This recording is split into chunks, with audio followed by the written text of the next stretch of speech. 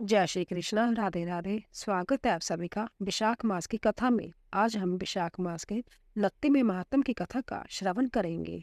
बोले विष्णु भगवान की जय। श्रुतदेव जी ने कहा, हे राजेंद्र, विशाख महीने के शुक्ल पक्ष की पूर्णिमा तक अंत की 3 तिथियां पुण्य तथा कल्याण देने वाली है। सब पापों का क्षय करने वाली जय अंत की तिथियां पुष्करणी कहलाती है।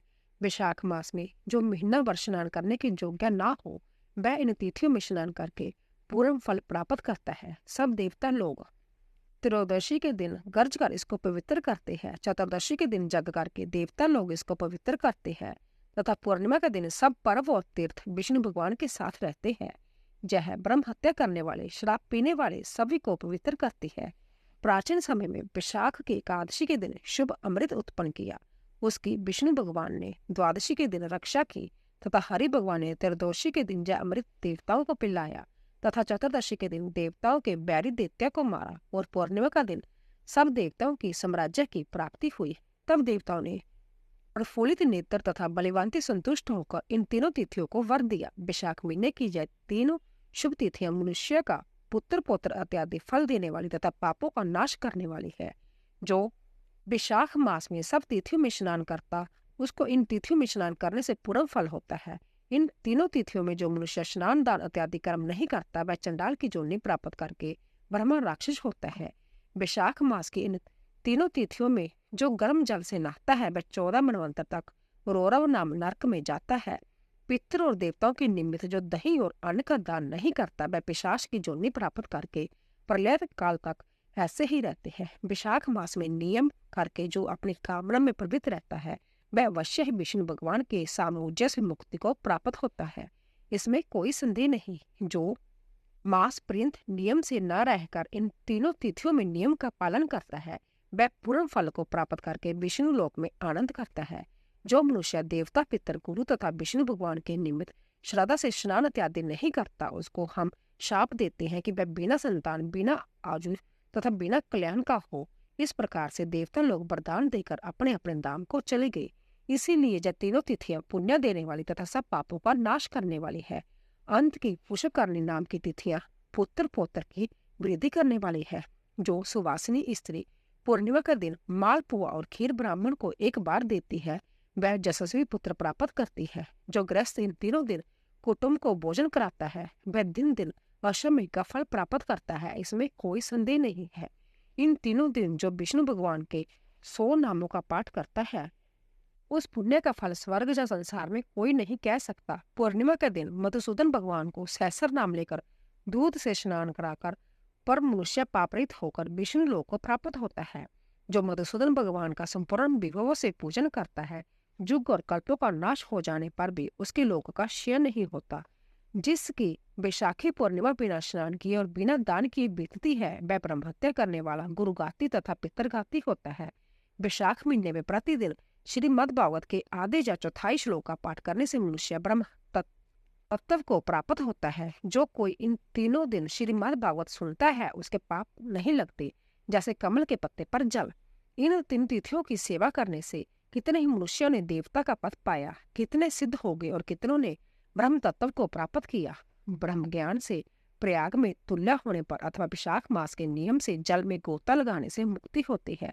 विशाख मास में जल में गोता लगाकर जो नीला बैल छोड़ता है, वह सब बंधनों से मुक्त होकर सब पुरुषार्थों को प्राप्त करता है। जो गरीब कुटुंबी श्रेष्ठ ब्राह्मण को गाय देता है, वह संसार में अकाल मृत्यु से मुक्त हो जाता है तथा परलोक में परम पद को प्राप्त करता है। जो विशाखी पूर्णिमा को बिना स्नान किए और बिना दिए बताता है, वह कुत्ते की 100 जोनी पाकर निष्ठा में का क्रीड़ा बनता है।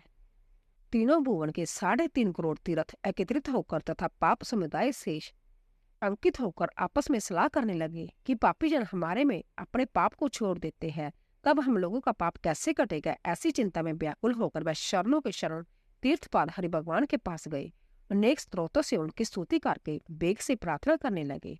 हे देवों के देव, हे जगत के नाथ, हे सब पापों का नाश करने वाले, पापी मनुष्य लोग हम में स्नान करके सब पापों को त्याग कर आपकी आज्ञा के अनुसार संसार में आपके पद को प्राप्त कर लेते हैं। हे जनार्दन, हम लोगों के वह पाप किस प्रकार हटेंगे, उसका उपाय कहिए। हम लोग दुखी होकर आपके पैरों की शरण में आए हैं। तीर्थों से भूत पावन भगवान इस प्रकार प्रार्थना किए जाने पर हंसकर मेघ के समान गंभीर वाणी से तीर्थों से बोले। श्री भगवान ने कहा, मेष संक्रांति में विशाख मास के शुक्ल पक्ष के अंतिम 3 दिनों में सब तीर्थ में पुण्य मेरे प्राण प्यारे दिनों में सूर्योदय के पूर्व तुम लोग स्नान करके बाहर जाओ, अगर ही तुम पाप रहित पुण्य रूप और निर्मल हो जाओगे। इन 3 दिनों में पाप रहित तुम जो स्नान नहीं करते उनमें तुम लोगों की छोड़े हुए पाप रहते हैं। तीर्थपाद विष्णु भगवान ने जह बर तीर्थों को दिया। उन लोगों को शीघ्र ऐसी आज्ञा देकर वह अंतर्धान हो गए। वह सब तीर्थ भी फिर अपने अपने धाम को चले गए।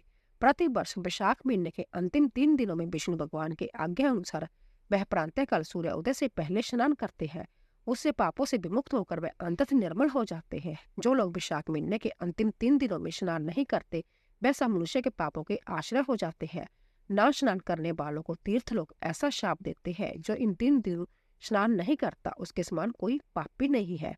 सब शास्त्रों में विचार करने से ऐसा पापी न देख पड़ा न सुन पड़ा। इसीलिए इन 3 दिन स्नान, दान, पूजा इत्यादि करना चाहिए, नहीं तो मनुष्य 14 मनवंतर तक नरक में जाता है। महिपति श्रुति कीर्ति ने इस प्रकार से वर्णन किया। विशाख माहत्म के विषय से पूछने पर जैसा देखा और जैसा सुना था विशाख माहत्म का लेश मात्र उन्होंने वर्णन किया। संपूर्ण वर्णन 100 वर्ष में ब्रह्मा भी नहीं कर सकते। प्राचीन काल में कैलाश पर्वत के शिखर पर पार्वती जी को महादेव जी ने स्वयं विशाख मास का महात्म उस पूछने वाले से 100 वर्ष तक कहा, तब भी नहीं समाप्त हुआ। इसीलिए आसक्त होकर वही रुक गए। इस उत्तम महात्मा का पूरा वर्णन जगत के स्वामी अनामय नारायण विष्णु भगवान के अतिरिक्त कौन कर सकता है।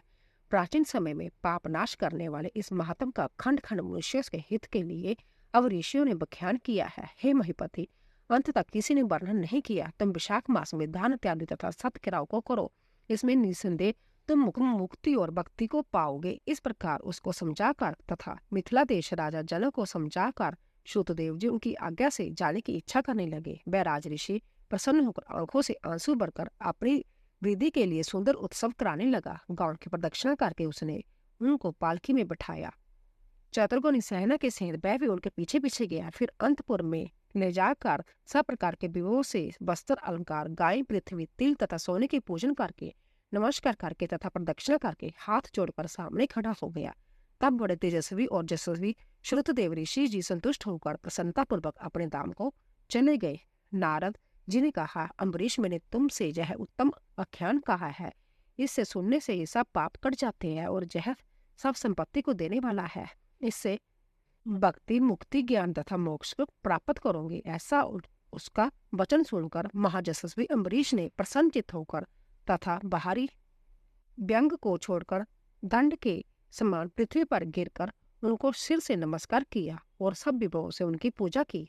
पूजा करने के बाद उनकी आज्ञा पाकर भगवान नारद जी बोले, वह बुद्धिमान दूसरे लोग को चले गए, क्योंकि शाप के कारण उनकी एक स्थान में स्थिति नहीं रहती थी।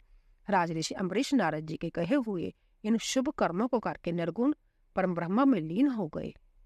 सूत जी ने कहा, इस पाप नाशनी पुण्य बढ़ाने वाली उत्तम आख्यान को जो सुनता या पढ़ता है वह परम गति को प्राप्त होता है। हे मानद, लिखी हुई पुस्तक जिसके घर में रहती है उसके हाथ में मुक्ति रहती है। सुनने इत्यादि की तो क्या कहना। तो दोस्तों, इसी तरह 29वां अध्याय पूरा हुआ। बोले विष्णु भगवान की जय। तो दोस्तों, अगर आपको हमारी कथा पसंद आ रही हो प्लीज जाने से पहले चैनल को सब्सक्राइब कीजिए, लाइक कीजिए और शेयर कीजिए। आप सभी का धन्यवाद।